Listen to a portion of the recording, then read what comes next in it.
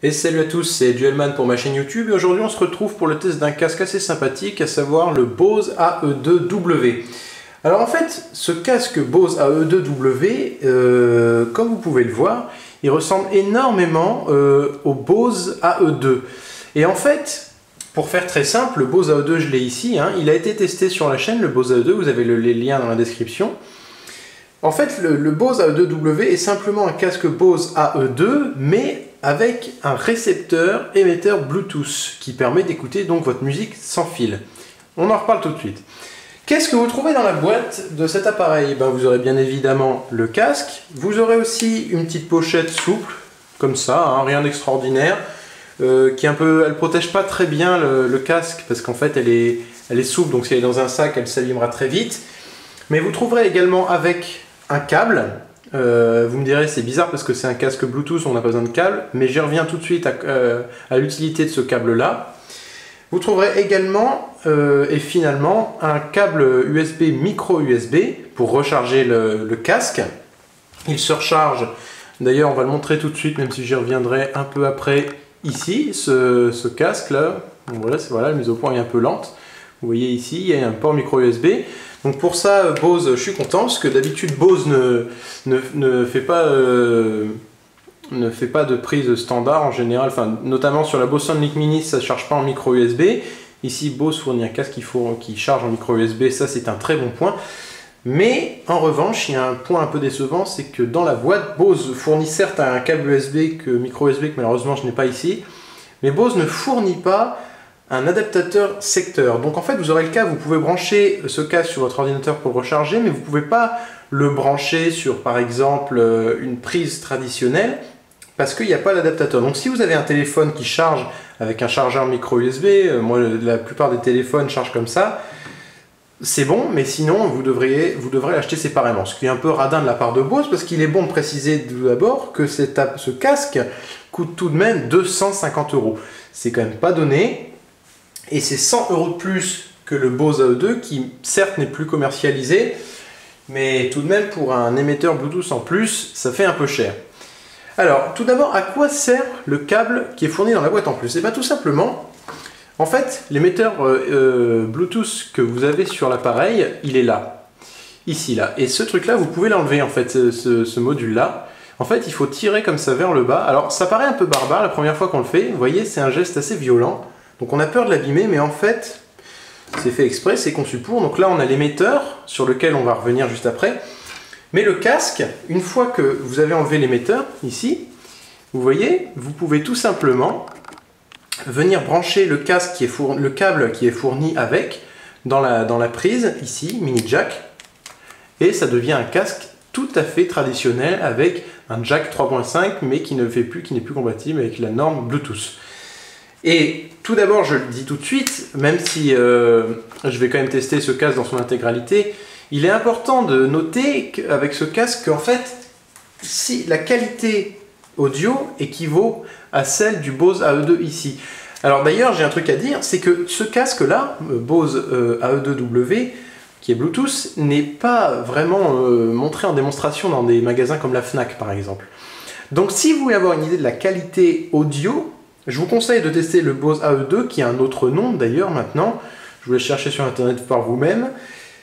Et vous aurez une idée de la qualité parce que c'est quasiment la même. Hein. Vraiment, pour avoir testé longuement les deux casques, sincèrement, la qualité audio est presque la même. Voilà, donc on va repasser sur le module Bluetooth. Donc pour ça, rien de plus simple. Il suffit, je vais vous refaire une petite mise au point. Désolé, hein, c'est plus compliqué la mise au point avec ma nouvelle caméra. Il suffit d'enlever le câble en tirant tout doucement et vous pouvez remettre votre module Bluetooth. Mais tout d'abord, on va y jeter un petit coup d'œil. Alors, le module Bluetooth, il fonctionne sur batterie. Donc Bose annonce 7 heures d'autonomie et dans les faits, on obtient à peu près ça. Moi, c'est à peu près ce que j'obtiens.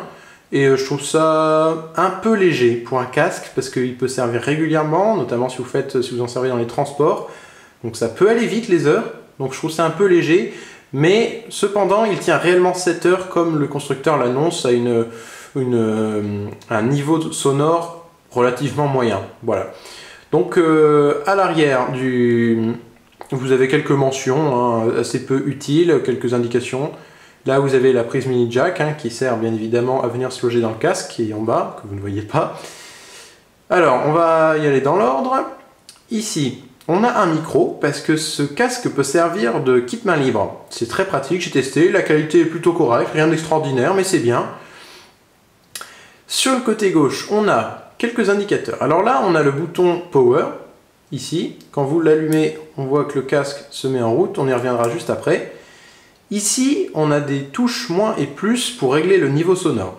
Alors il est important de noter que, comme la Bose SoundLink Mini que j'ai testé, donc le test est sur la chaîne, vous pouvez aller le voir, le lien est dans la description également, le son que vous réglerez par ici est un son indépendant du son que vous réglerez sur votre appareil Bluetooth. Je m'explique. Si vous réglez le son ici, il faudra régler également sur votre appareil. C'est-à-dire que si votre appareil a un son très faible et qu'ici vous le mettez au maximum, vous n'entendrez quand même pas beaucoup. Donc moi je vous conseille de le mettre au maximum ici et de régler avec le son avec votre téléphone ou votre appareil Bluetooth quel qu'il soit, hein, que ce soit un ordi, une tablette, n'importe quoi. Voilà. Sur le dessus, alors on a une partie brillante là qui en fait est un bouton. Alors à quoi sert-il ce bouton? Il sert à mettre en play, pause la musique, il sert à, si vous faites double clic, il passe au morceau suivant, si vous faites 3 clics, il revient au morceau précédent. Donc c'est très pratique. Et le bouton ici, alors quand vous l'allumez, vous avez le niveau de batterie. Alors là, vous voyez que c'est vert. Alors là, j'ai une petite critique à faire. Je trouve que Bose a un peu raté l'indicateur de batterie. Pourquoi? Il y a plusieurs niveaux d'indicateurs de batterie, alors il y a plusieurs couleurs. La première, c'est vert fixe, comme on le voit ici. Bon là il s'est éteint, mais si on la rallume, voilà, la première couleur c'est vert fixe, comme vous le voyez. Et le problème de cette couleur, c'est que quand c'est vert comme ça indique que l'autonomie de la batterie est comprise entre une demi-heure et 7 heures. Il vous reste entre une demi-heure et 7 heures d'autonomie. Je trouve ça dommage parce qu'ensuite vous avez le niveau orange qui est fixe aussi, et là qui signifie qu'il vous reste moins d'une demi-heure de batterie. Puis finalement, vous aurez rouge clignotant qui indique que le casque est complètement déchargé. Je trouve que c'est un réel problème parce que en fait, quand vous regardez cet indicateur, vous n'avez pas de réelle indication pour savoir si votre casque a encore beaucoup d'énergie ou pas. Et vous êtes obligé d'attendre jusqu'à ce qu'il reste qu'une demi-heure pour vous rendre compte de l'autonomie qui reste. Et je trouve que c'est un réel problème. Et Bose aurait pu mieux gérer sur ce coup-là. Parce qu'on n'a vraiment aucun moyen de se repérer réellement dans la charge restante si on n'a pas calculé le nombre d'heures qu'on a utilisé le casque. Voilà, donc sinon rien d'extraordinaire, hein. La connexion se fait très rapidement, hein. Sincèrement il n'y a pas de souci à ce niveau-là. Là par exemple, l'indicateur Bluetooth, vous voyez, clignote bleu. Si j'active le Bluetooth sur mon téléphone, je viens de l'activer là tout de suite, et ben vous voyez, je cherche un peu, et voilà, là il est connecté. Donc ça va très vite, hein. C'est plus rapide que sur la Bose SoundLink Mini, j'ai trouvé. Mais voilà, donc vraiment il n'y a rien à dire là-dessus, c'est très rapide, il n'y a pas de souci. Vraiment, je suis pleinement satisfait de ça. Ensuite, il s'insère dans le casque. Alors un petit détail à noter qui n'est pas forcément intéressant, mais si vous voulez le savoir, l'émetteur Bluetooth, là, vous pouvez tout à fait le mettre sur un casque Bose AE2, là. Hein. Vous voyez pas, désolé, la mise au point est un peu ratée, mais voilà, là je l'ai mis sur mon casque Bose AE2 et ça fonctionne parfaitement. Hein. Si je mets une musique, certes c'est un casque, mais en mettant le son à fond, on l'entend quand même.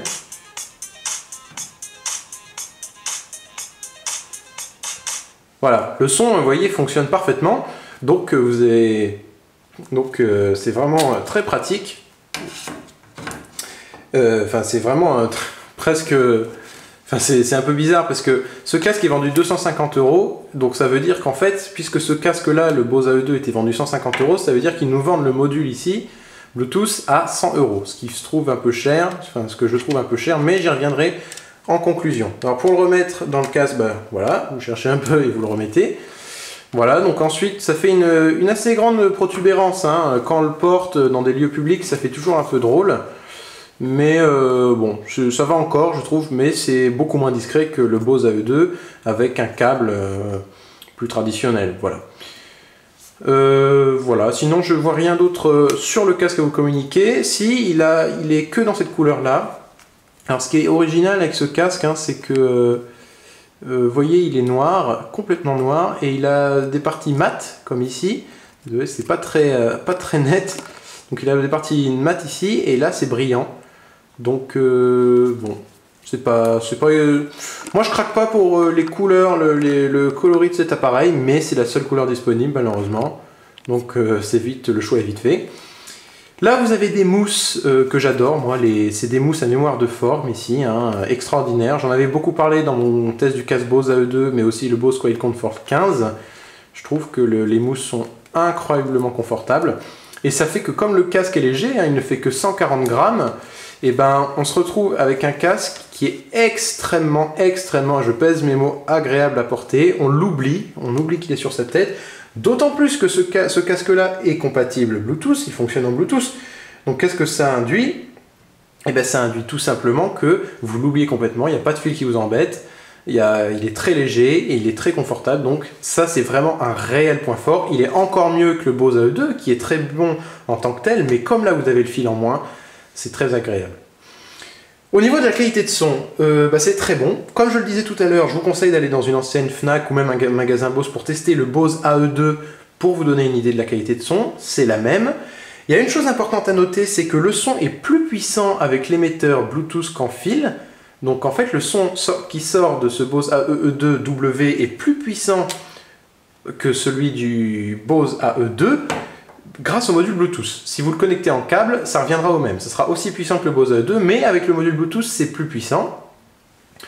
Et c'est vraiment plus puissant. Vous l'entendez nettement, la différence est très nette. Hein. Et sinon, je vois pas grand chose à vous dire. Il est incroyablement confortable, la qualité de son est très bonne, le son est très équilibré, les graves, les mégus et les idiom sont très bons. C'est un son Bose, hein. Il y a ceux qui n'aiment pas, les puristes n'aiment pas, mais moi personnellement j'adore. Donc je vous conseille de tester, mais sur le confort, c'est nickel. Sur la qualité de son, je vous conseille de l'essayer, mais c'est très bon aussi. Moi j'adore, mais ça vous plaira peut-être pas, mais je trouve que c'est quand même très bon. Qu'est-ce qui ne va pas sur ce casque? Là, je suis en train de conclure. Qu'est-ce qui ne va pas sur ce casque? Je trouve que 100 €, payer 100 € de plus pour avoir le module Bluetooth, alors que pour 150 €, on a le Bose AE2 ici. Je trouve ça un peu cher, parce que, certes, vous l'avez sans fil, mais c'est pas une fonctionnalité qui coûte si cher que ça. Hein. Le module Bluetooth, il coûte pas si cher que ça, d'autant plus qu'il n'est pas extraordinaire, dans le sens que l'autonomie n'est que de 7 heures, ce qui est quand même pas énorme. Et c'est un peu décevant à ce niveau-là. Et que, bon, voilà. Mais vous avez quand même des fonctions sympathiques en plus, hein, comme notamment avoir la fonction kit main libre. Ça, c'est très confortable. Hein. Vous avez quelques réglages et vous pouvez également changer de chanson quand vous êtes sans sortir votre téléphone ou votre appareil Bluetooth. Par exemple, là, je vais vous le montrer rapidement. Alors, c'est dur parce que là, et qu'on a une mise au point vraiment douteuse. Mais là, vous voyez, le morceau est en pause. Si j'appuie sur le bouton en haut, voilà.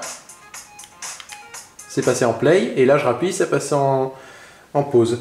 Je vais pas appuyer deux fois, parce que en fait j'ai lancé qu'un morceau, donc si j'appuie deux fois ça va pas changer de morceau, ou trois fois ça va pas changer de morceau, mais bon voilà.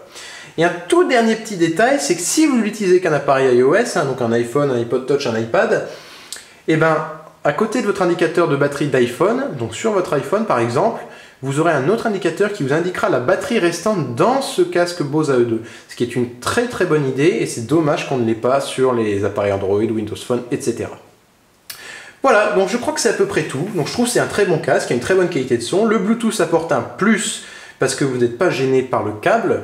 Cependant, l'autonomie de 7 heures, je la trouve un peu faiblarde. Hein. On est vite à court de batterie. C'est un peu dommage que Bose n'ait pas doté son récepteur émetteur Bluetooth avec d'une plus grosse batterie. Ça empêche d'avoir un casque vraiment qu'on emmène partout sans soucier du chargeur. Cependant, si vous avez un téléphone qui charge en micro USB, et ben, vous n'aurez qu'un chargeur à emmener puisque cet appareil, comme je vais vous le montrer tout à l'heure, charge en micro USB. Excusez-moi, j'ai appuyé sur le bouton en haut, donc j'ai relancé la lecture. Donc je disais, il charge en micro USB, donc ça permet de ne pas avoir à s'embêter avec un autre chargeur, ce qui est très bien, contrairement à la Bose Sonic Mini par exemple, qui charge avec un chargeur propriétaire. Voilà, donc franchement c'est du très bon, mais je dirais que si vous adorez le sans fil et ne pas être embêté avec les fils, donc je vous conseille ce Bose AE2, mais AE2W, pardon, mais si vous le trouvez un peu cher et que le fil ne vous embête pas, Je vous conseille toujours le Bose AE2 qui coûte 100 € de moins et qui est tout aussi performant d'un point de vue sonore. Voilà. J'espère que j'ai été clair. Cette vidéo était un peu longue, désolé.